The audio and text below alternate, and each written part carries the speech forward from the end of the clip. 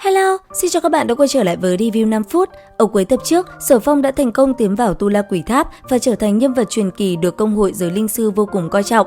Sau khi nhận được truyền thừa của một con yêu thú và đồng ý sau này đủ mạnh sẽ quay lại cứu nó ra, Sở Phong cũng nhanh chóng trở về để còn kịp ngày đính hôn của Tô Mỹ. Lúc này tại Tô gia, không khí vô cùng náo nhiệt, tiếng kèn tiếng pháo vang dội khắp nơi, mà ở trong khuê phòng của mình, Tô Mỹ mặc một chiếc váy hỉ màu đỏ tươi, thế nhưng trên khuôn mặt diễm lệ của nàng không giấu được nỗi buồn man mác. Bỗng nhiên, tiếng bước chân dồn dập từ phía ngoài hành lang chạy thẳng vào phòng kéo tay Tô Mỹ đi.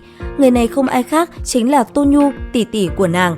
Không muốn thấy muội muội của mình gả cho người mà muội ấy không có tình cảm, Tô Nhu nhất quyết muốn kéo nàng bỏ trốn. Tuy vậy lúc này, Tô Mỹ vùng vẫy khỏi tay sư tỷ mình, nàng tin rằng Sở Phong nhất định có cách đến cứu nàng. Không hiểu sao, Tô Mỹ lại tin tưởng nam nhân kia vô điều kiện như vậy. Trong lúc hai tỷ muội đang tranh cãi nhau thì Tô lão gia xuất hiện, chứng kiến hành động không đúng mực của Tô Nhu, ông vô cùng tức giận, không kiềm chế được cơn thịnh nộ, một cái tát đã được giáng xuống mặt Tô Nhu. Mặc dù rất thương con gái mình, nhưng đây là chuyện liên quan đến cả Chu Tước Thành. Bởi vậy, ông chỉ đành hy sinh nữ nhi của mình để đổi lấy bình yên cho toàn bộ người dân. Thế lực nhà Thượng Quan gia đã phát triển vô cùng mạnh mẽ, đây không phải thứ mà ông có thể quyết định được. Sau khi ổn định lại chuyện trong nhà thì lúc này trước cửa phủ Tô gia, một tràng náo nhiệt nữa lại diễn ra, hấp dẫn ánh mắt tất cả người đi đường. Ngày đại hỷ liên hôn giữa Thượng Quan gia và Tô gia, ấy vậy mà có hai chú rể xuất hiện đến hỏi cưới.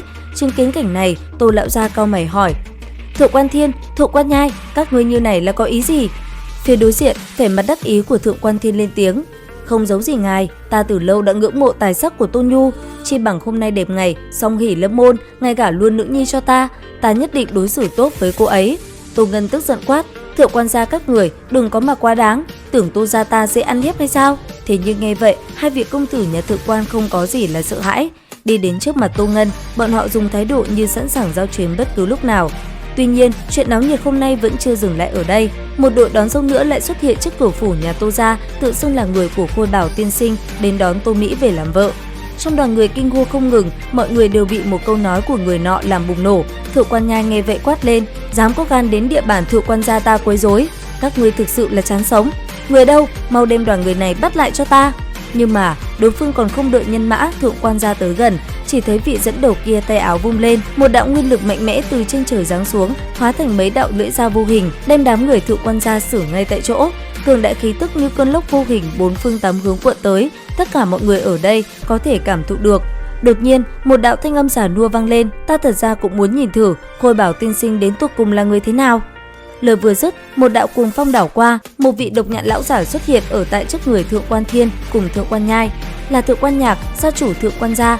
Nghe đồn vị này đã bước vào Huyền Vũ lục trọng, trở thành đệ nhất cường giả của Chu Tước Thành.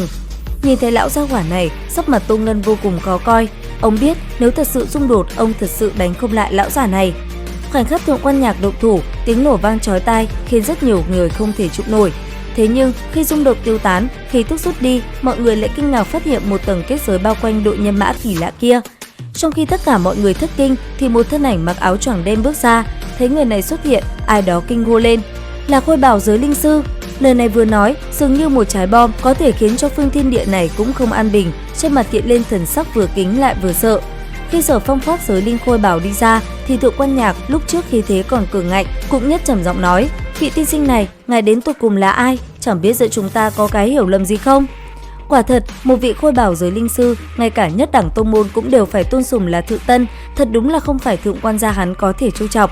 Mà ở phía đối diện, Sở Phong nghe xong lệnh lùng đáp: "Không có gì hiểu lầm, ta hôm nay tới đây, đầu tiên là muốn cưới thiên kim Tô Mỹ của thành chủ phủ làm vợ, thứ hai là thuận tiện diệt luôn Thượng Quan gia các ngươi."